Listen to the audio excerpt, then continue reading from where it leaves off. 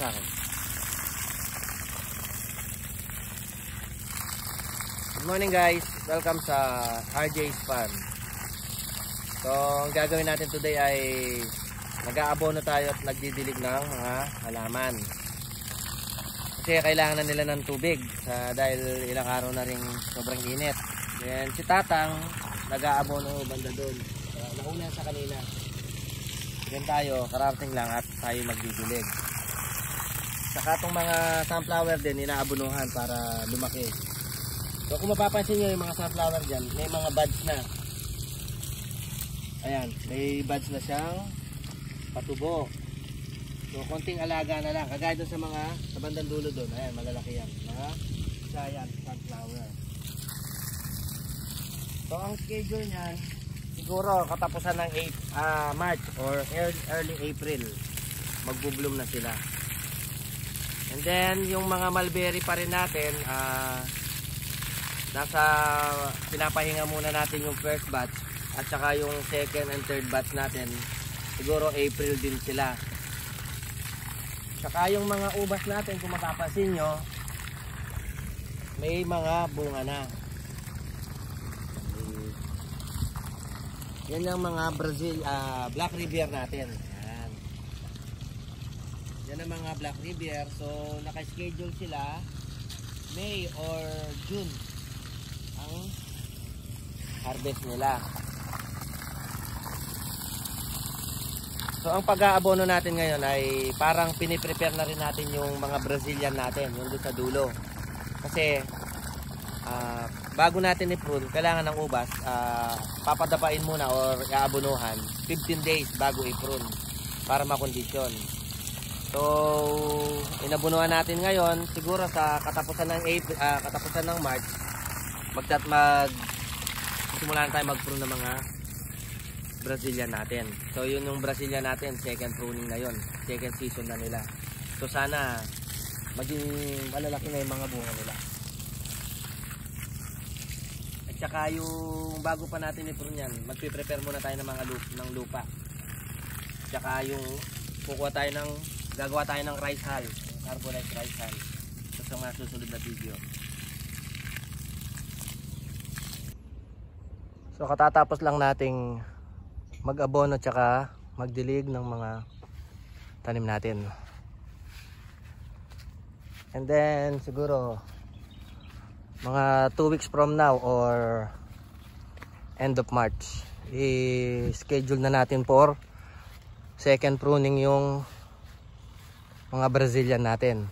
So bali nag-harvest tayo nung January, then January, February, March, April. So almost 3 months din sila nakapahinga. And then tsaka nagpapakita na rin sila ng signs na pwede na silang i-prune kasi sobrang haba na nila. And then may mga dahon na silang naglalagas. Ibig sabihin ano na sila niyan, naglalagas na yung mga dahon nila. Parang gusto na nilang magpa-prune. So second pruning na natin nga sa end of March. So ayan na sila. So end of March, bali June, July ang ano nila nun, ang hinog ng mga bunga nila pag nagbunga sila. So may yung mga Black Rivier doon naka-schedule ng May, June yung pagbunga nila. And then pagkatapos nila nakasunod sila ng 1 month after yung mga Brazilian naman natin. Tsaka i-update ko rin kayo dito sa mga mulberry natin.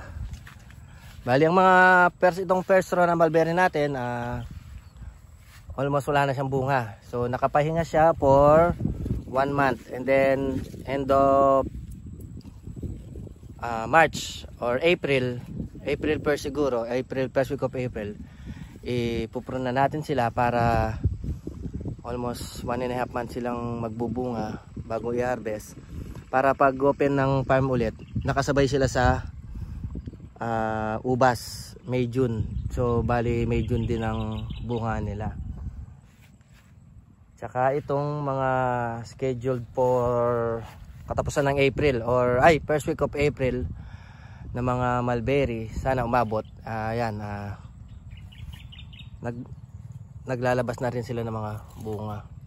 So medyo hindi kasing dami nung mga sa mga matured, pero may sasabay na natin sila sa mga sunflower pag binuksan natin yung farm sa mahal na sa summer or sa mahal na araw yun bubuksan natin. Yan. So may mga puno na naglalabas na ng medyo marami-rami na rin.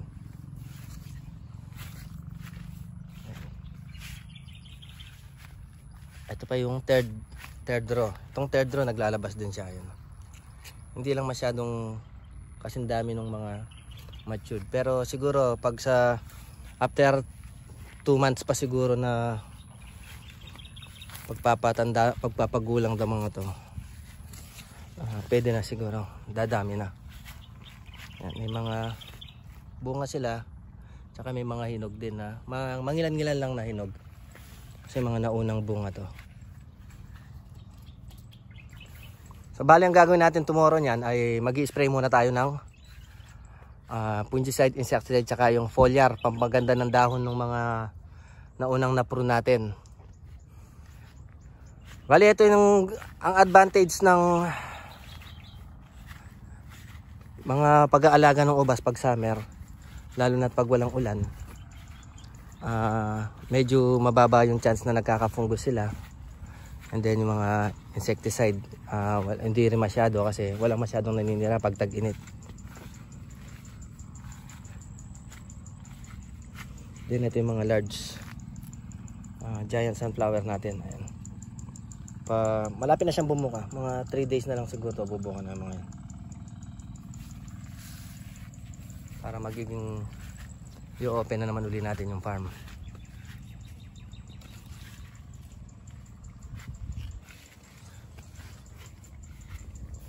Then patuloy pa rin tayo sa pagtatanim ng mga namatay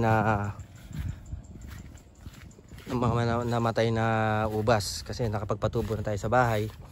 So baka this week mag-uumpisa na tayo maglagay dito sa row na to.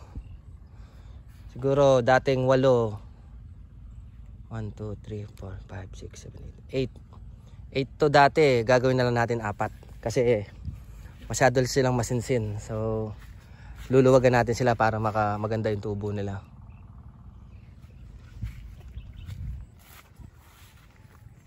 So yun lang muna ang update natin sa ating farm.